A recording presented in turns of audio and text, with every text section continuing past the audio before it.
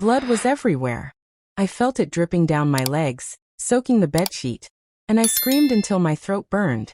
My 10 brothers stood there, shadows in the dark, watching me cry, watching me bleed. I begged them to stop, but they didn't listen. My voice cracked, my tears mixed with the pain, and my body shook. I collapsed on the cold floor, my heart pounding. As the night swallowed me whole, I could feel my soul breaking, piece by piece, while they walked away like nothing happened. That was the night I lost my virginity, and for 30 days, blood wouldn't stop flowing from me. I thought I was going to die. Each day, I would wake up weak and dizzy, my dress stained with blood. I cried for help, but no one took me to the hospital. My mother said it was shameful to tell anyone. My father was always drunk and never asked me why I limped or why I cried alone in the corner. I carried my pain in silence. I carried my disease for 30 years. But what I didn't know was that one day a miracle would come. Tears burn my eyes even now, thinking about how it all began. I was just 15. I trusted them, all 10 of my brothers. We laughed together, played in the backyard, and shared meals from the same plate. I never believed that the same people who held my hand when I was afraid of the dark would become the monsters I feared most. But it all started one night, when the power went out in our small house and everything changed. That night, I had fallen asleep early because I was tired from helping Mother with the cooking. I remember clutching my pillow, dreaming about becoming a nurse one day. Then I felt a cold hand on my leg. At first, I thought I was dreaming, but then I opened my eyes and saw one of my brothers standing over me, his face hidden in the shadows. I froze. My heart stopped. Before I could scream, another hand covered my mouth. I kicked, I fought, but they were stronger. All 10 of them. I remember their whispers, their laughter, and the way the room smelled of sweat and fear. I remember screaming against their hands, my nails digging into their skin, but they didn't care. They broke me. They destroyed me. I can still hear my own voice echoing in my head, screaming for help that never came. My parents were just 2 rooms away, but they never came. I don't know if they heard me, or if they pretended not to.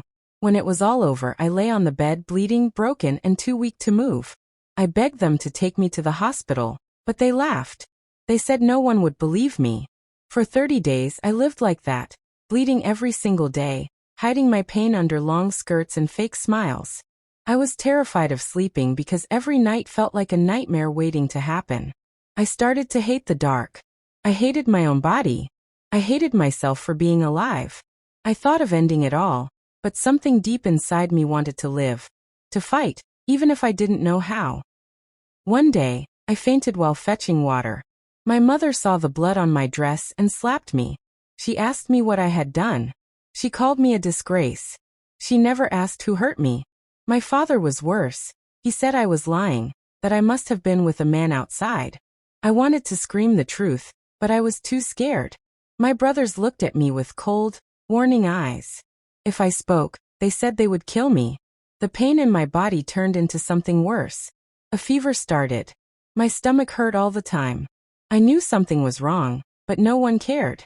For years, I lived with that sickness. Doctors said it was too late when I finally got help. The disease stayed with me, like a shadow that never leaves. But I promise you this. What they did to me did not end my story. It only started a fire in my heart, one that burned quietly for 30 years. And when the day came for my miracle, they never saw it coming. I still remember the night I collapsed again, just like the first night. Only this time, something happened that no one expected. I collapsed that night just like I did 30 years ago, but this time I thought my life was finally over.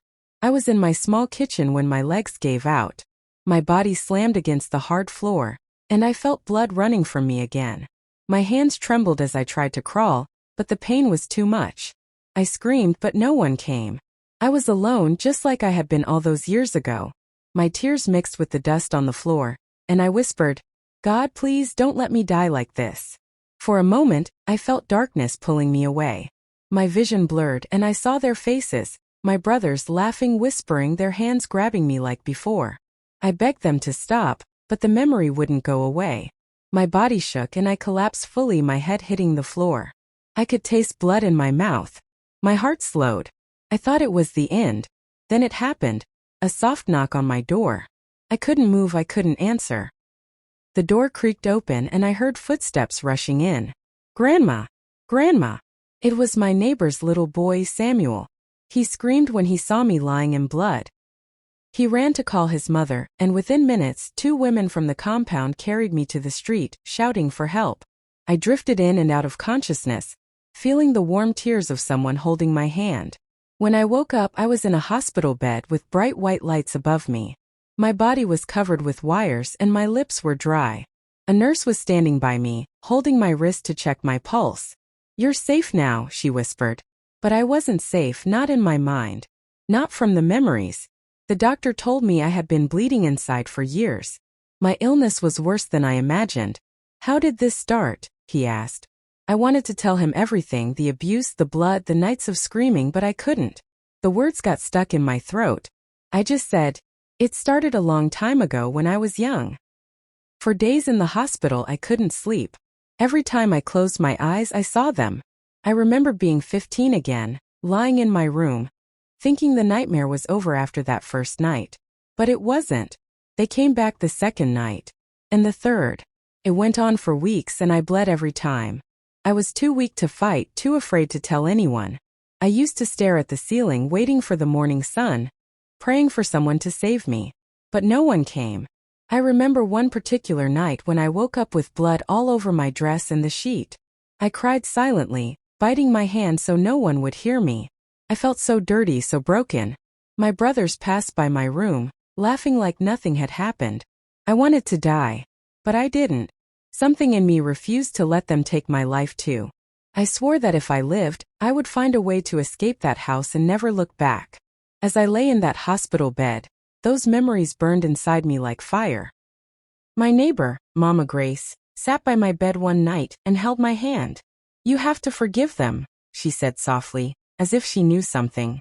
But I shook my head. "No. Y whisperat. I can never forgive them. They took everything from me." One evening, as I stared out of the hospital window, I heard a voice, not from outside, but deep inside me. It was like God Himself was speaking. "Your time of pain is over. Your miracle is near." I closed my eyes and tears rolled down my cheeks. Could it be true? Could something good come out of this life of scars? But just when I thought things were turning around, I received a visitor who made my heart stop.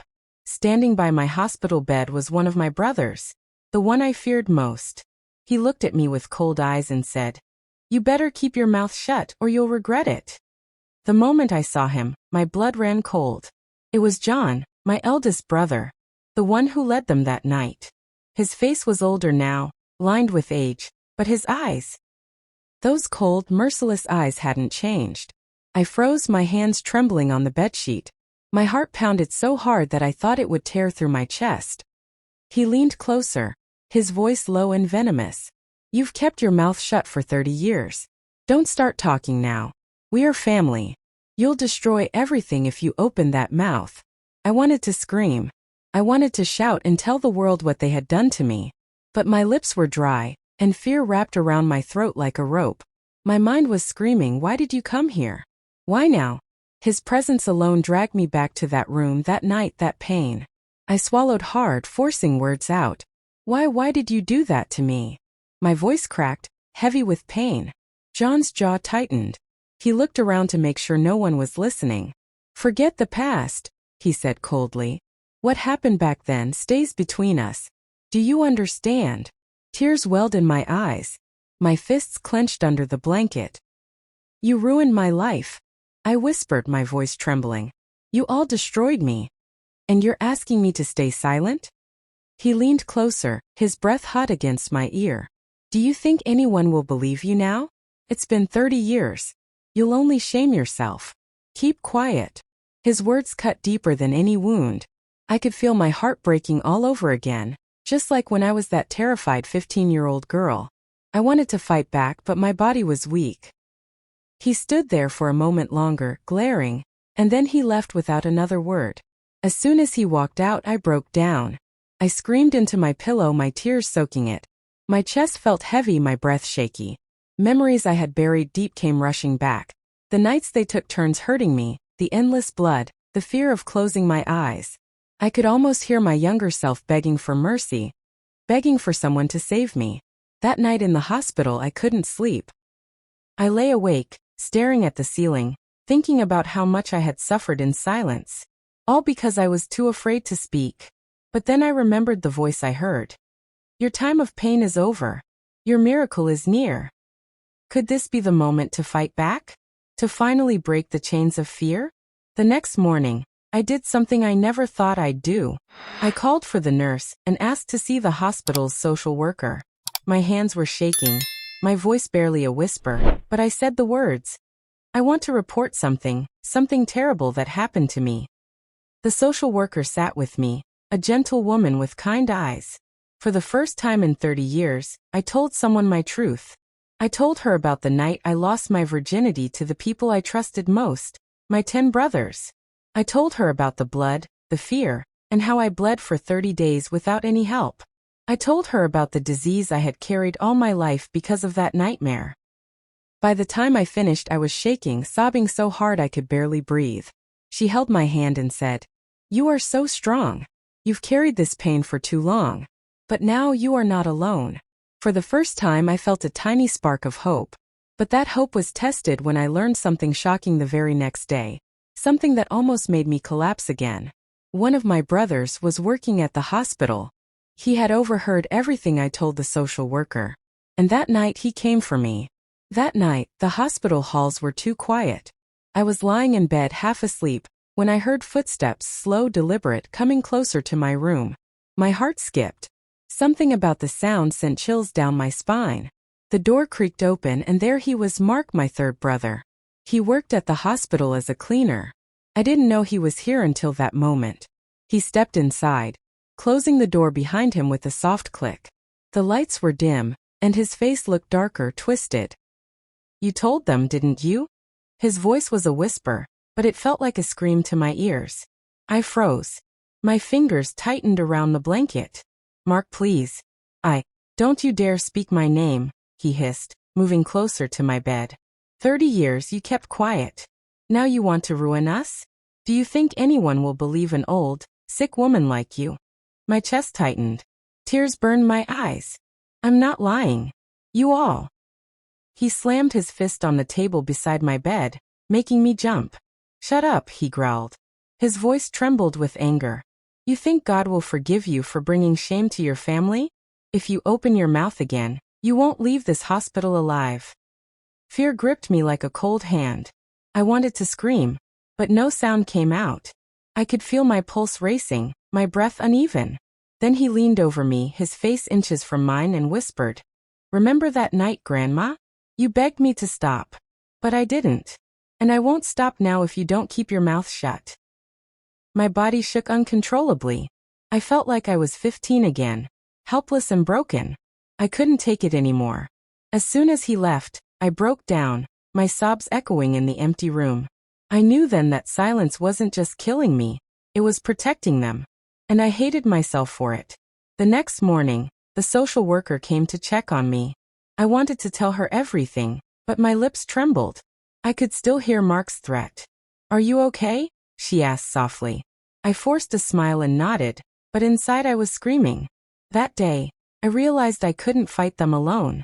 They were powerful, connected, and unashamed of what they did. I needed help, real help. Someone stronger than them. Later that evening, Mama Grace came to visit me. She looked at my pale face and said, "You're hiding something, aren't you? I can see it in your eyes." And before I could stop myself, I grabbed her hand and whispered, "They know I spoke.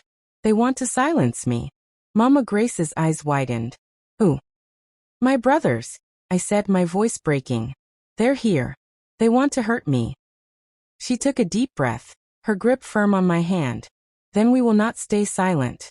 If they come for you again, I'll be here. I'll fight with you." Her words gave me a spark of courage I hadn't felt in years. But that night, everything exploded. I woke up to a noise outside my hospital room. Footsteps, whispers, the sound of something metallic hitting the floor. When I opened my eyes, I saw the shadow of someone standing at my door. The knob turned slowly. My heart pounded as I grabbed the call button. But before I could press it, the door opened. And standing there were two of my brothers, John and Mark. They had come together. The sight of both John and Mark standing at my door made my blood run cold. My whole body trembled. John stepped in first, his heavy boots thudding against the hospital floor. Mark followed, shutting the door behind them with a slow, menacing click. I was trapped. John's eyes were sharp and cruel as he said, "You've forgotten who you're dealing with. We warned you, Grandma. We told you not to talk." I tried to speak but my voice cracked. "Please leave me alone. I just want to heal." Mark smirked, leaning against the wall. "Heal? You've been bleeding for 30 years. And now you want to destroy us by telling the world? No one will believe you. You're just an old, bitter woman with a disease." Their words cut me like knives. I felt my chest tighten, tears blurring my vision. I wanted to scream for help, but fear kept my mouth dry. Then John stepped closer and whispered, "If you keep talking, I swear you'll never leave this hospital alive. We will end you. And no one will even know how it happened."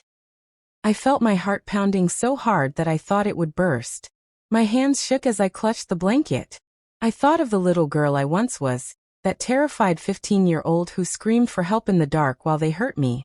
That night I realized something. If I stayed silent, they would keep winning. But if I spoke, I might lose my life. Tears rolled down my face as I whispered, "God, give me strength." Strength. Mark laughed, a cruel sound that made my skin crawl.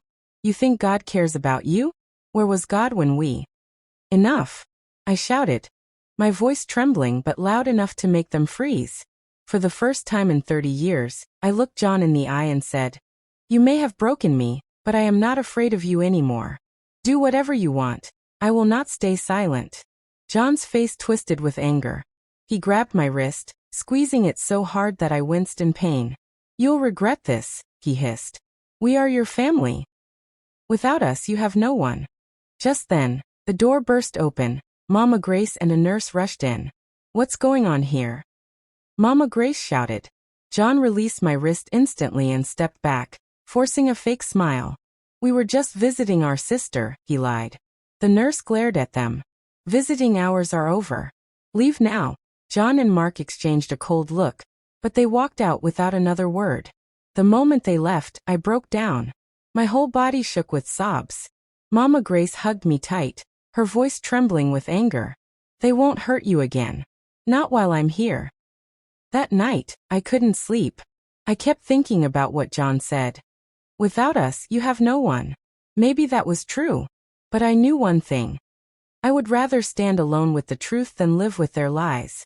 The next morning, the social worker came to see me again. This time, I told her everything, about the threats, about John and Mark confronting me. Her face turned pale. "This is serious," she said. "We need to involve the police." I hesitated. My heart raced. Could I really face them? Could I really let the world know the truth after all these years? But before I could make a decision, something happened that shook me to my core. That evening, as I looked out of my hospital window, I saw two men standing outside the gate waiting. They were my other brothers. I froze when I saw them. Two of my other brothers were standing at the hospital gate, leaning against a black car, their faces cold and unfeeling. They were waiting for me. I could feel their eyes on my window like wolves stalking their prey. My stomach knotted with fear. It was as if my past had followed me to the very place where I was supposed to heal. I quickly shut the curtain, my hands trembling. My breathing became shallow. They're all here. All of them will come for me. The thought made my skin crawl. I tried to call for the nurse, but my voice cracked. Instead, I whispered a prayer, my tears soaking into the blanket. Minutes later, I heard the sound of heavy boots in the hallway.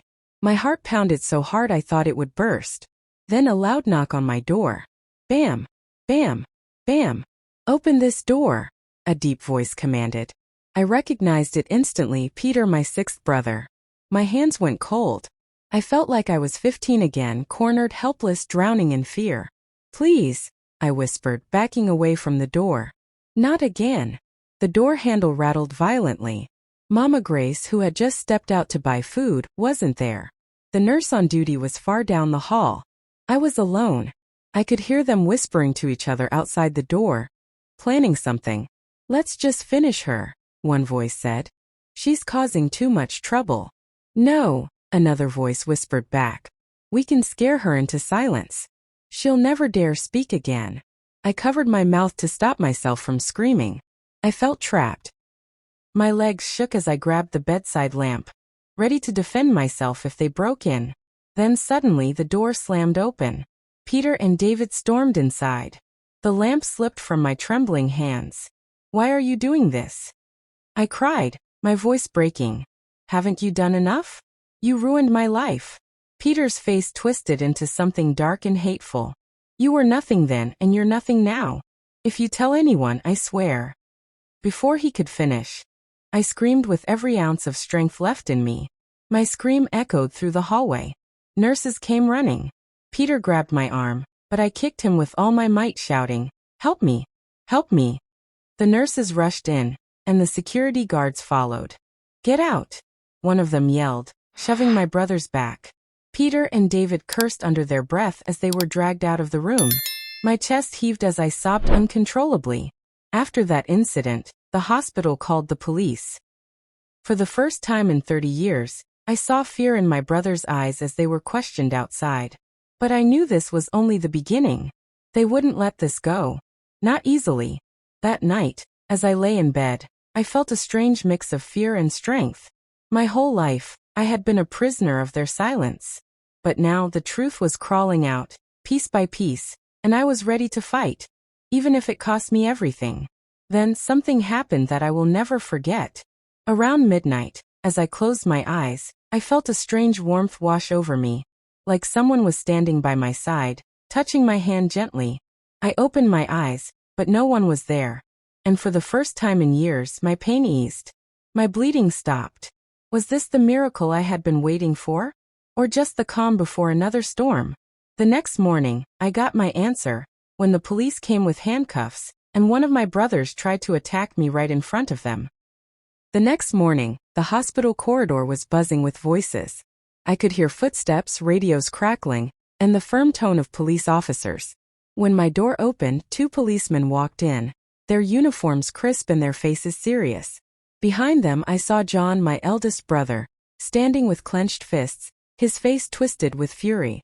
"We need you to confirm the complaint you made," one officer said gently. "We also need to question your brothers." Before I could answer, John stepped forward, his voice booming. "She's lying. She's old and sick. She doesn't know what she's saying. Stay back," the other officer warned, raising a hand to block him. My heart raced. My lips trembled as I whispered, "I'm not lying. They hurt me when I was 15. All of them.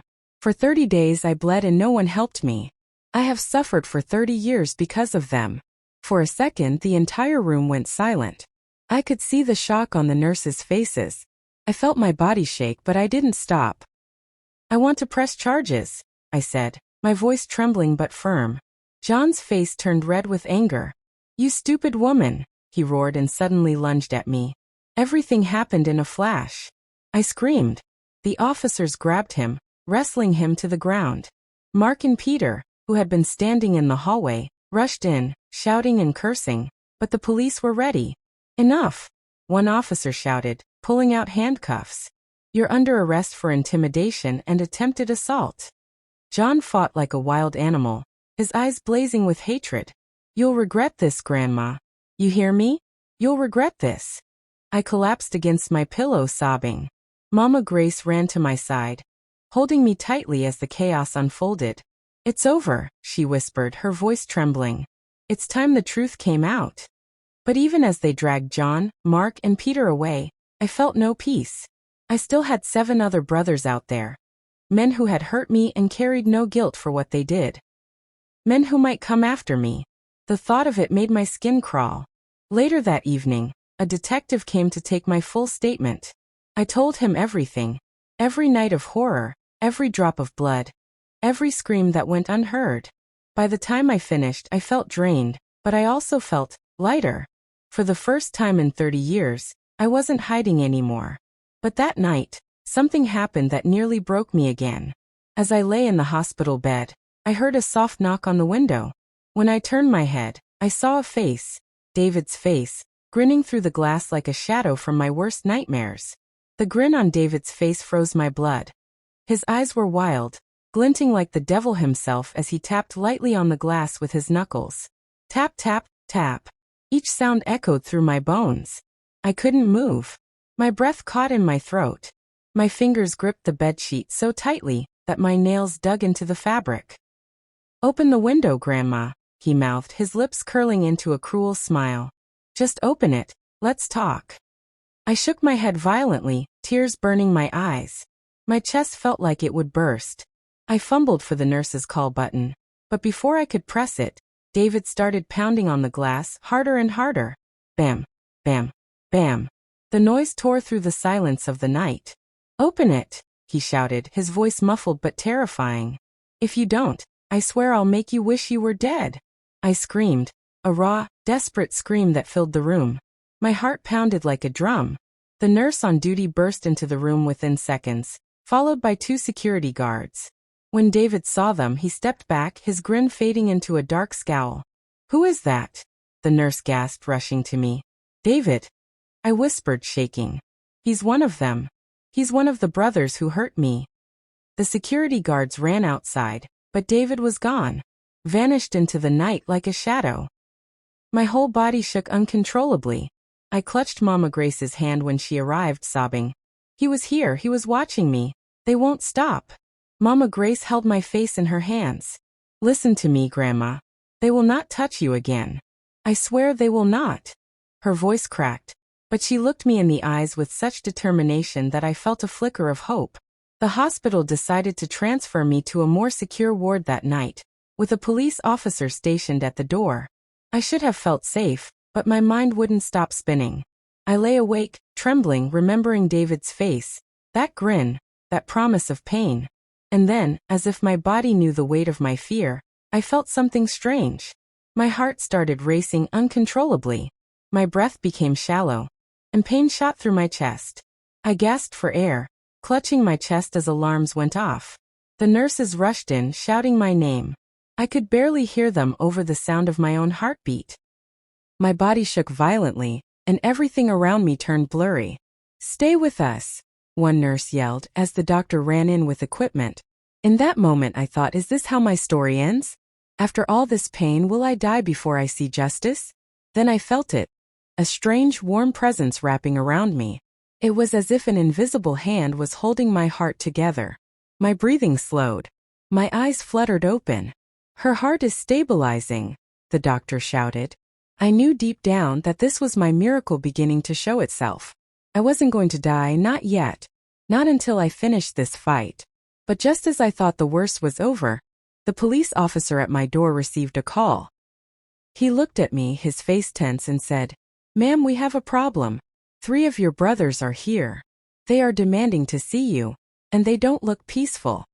The moment the officer mentioned my brothers, my blood went cold. My body trembled as I struggled to sit up. "No," I whispered, my voice shaking.